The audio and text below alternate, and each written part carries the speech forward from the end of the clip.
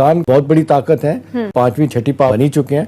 भारत की तो जो ख्वाहिश है वो ये है कि अपने आप को सुपर पावर बना ले। उनकी जो डिजाइन है वो बड़े हैं। हिंदुस्तान का नुक्ता नज़र ये है कि पाकिस्तान कश्मीर को भूल जाए। हमारे फॉरेन मिनिस्टर शाह महमूद कुरैशी भी और प्राइम मिनिस्टर साहब भी कह चुके हैं कि हिंदुस्तान पहले 2 दफा उसने जो सर्जिकल स्ट्राइक की, पाकिस्तान के खिलाफ कुछ भी कर सकता है। दूसरा, भारत इस वक्त जो है चीन के सामने खड़ा है। तो आप ये देखें कि दोनों 62 में और था, 2020 में और है।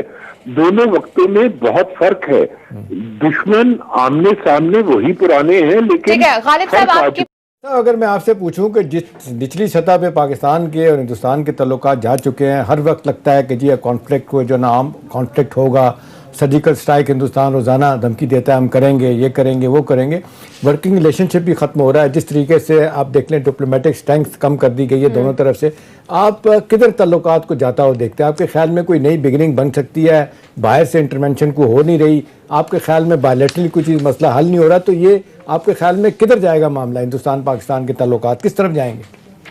एहतशाम साहब, ये जो है ना, ये सिर्फ रीजनल या बायलैटरल मामला नहीं है। इस वक्त भारत के पीछे मगरब मौजूद है, जिसके पीछे अमेरिका मौजूद है, जिसके पीछे यूरोपियन यूनियन मौजूद है, जिसके पीछे ऑस्ट्रेलिया है, जापान है। आप ये देखें कि भारत में यूएसए, ऑस्ट्रेलिया, जापान के साथ मिलकर इंडियन ओशन पे कंट्रोल करने के लिए आज से कुछ बरस पहले जो उन्होंने एक फोर्स बनाई थी, क्वाड्रिलेटरल फोर्स। भारत की तो जो ख्वाहिश है वो ये है कि अपने आप को सुपर पावर बना ले। उनकी जो डिजाइन है वो बड़े हैं। देखिए, मुझे तो जो नजर आता है जी, अगर इस बरस इलेक्शंस अमेरिका में ना हो रहे होते और आज से 2 बरसों के बाद होते या 3 वर्षों के बाद होते, तो इस वक्त ये कॉन्फ्लिक्ट जो है बहुत तेजी के साथ फैलने के अमकानात थे। मैं इस रीजन में खतरे को बढ़ता हुआ नहीं देख रहा, जो कि भारत और चाइना का एरिया है या भारत और मकबूजा कश्मीर का एरिया है। ईरान में मुमकिनात है कि जी ये आइंदा इलेक्शन से मजीद करीब तक जब होंगे तो इसमें हालात खराब हो जाएं। ठीक है, गालिब साहब ने बात की कि इंडिया को सपोर्ट कर रहा है इस वक्त अमेरिका, तो फिर अमेरिका सामने स्क्रीन पर आकर बार बार सालिसी की पेशकश कर रहा है, क्या फायदा हुआ? देखिए, 2-3 चीज़ें बड़ी अहम है इस हवाले से। जिस तरह गालिब साहब ने बताया कि प्रेसिडेंट ट्रम्प जो है ना, उनको नवंबर में जो उनका दूसरी टर्म के लिए इलेक्शन हो रहा है, वो पूरी उनकी कोशिश है कि मैं इलेक्शन जीत जाऊँ। कोविड-19 के कॉन्टेस्ट में उनकी पॉपुलैरिटी का ग्राफ बड़ी ज़बरदस्त तरीके से नीचे गया है। तो अमेरिका पाकिस्तान से भी ताल्लुकात रखना चाहता है।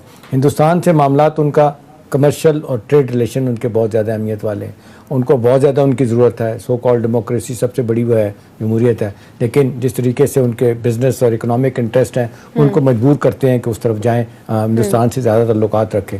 ठीक है, ओवर द ईयर्स मामलात हमारे उनके साथ इतने अच्छे नहीं रहे। वो स्ट्रेटेजिक पार्टनरशिप उनकी हिंदुस्तान के साथ ज़्यादा गहरी है हमारी निस्बत। लेकिन अमेरिका पाकिस्तान से भी ताल्लुकात बेहतर करना चाहता है। अब सवाल यह है कि सारे मामले में अमेरिका एक्टिवली क्यों नहीं सामने आता, क्यों नहीं फोर्स करता हिंदुस्तान को?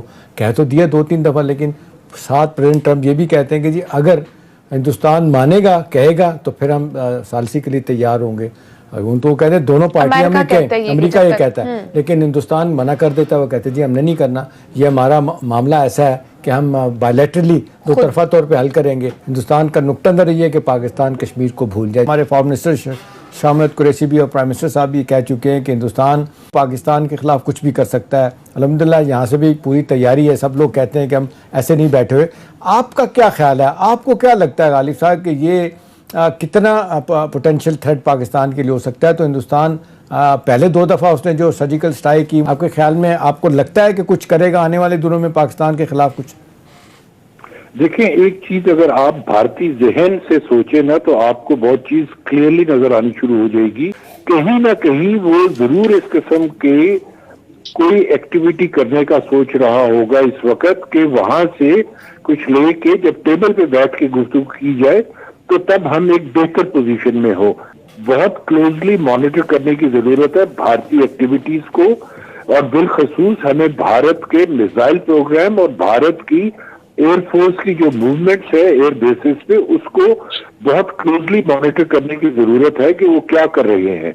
और इंटेलिजेंस गैदरिंग जितनी भी वहां से हो रही है और पाकिस्तान में जितना पता चल रहा है, उसके हिसाब से डेफिनेटली कुछ ना कुछ पक रहा है न्यू दिल्ली में कि वो सोच रहे गालिब हैं साहब, कि इंटरनेशनल पाकिस्तान में सतह कुछ पे करें। आप क्या देखते हैं कि America, European union, China, Russia जो भी कहते रहे हैं, हिंदुस्तान को तो लगता है कि बहुत ज़्यादा जिसको कहते हैं शायद मिलती रही है एक ज़माने में।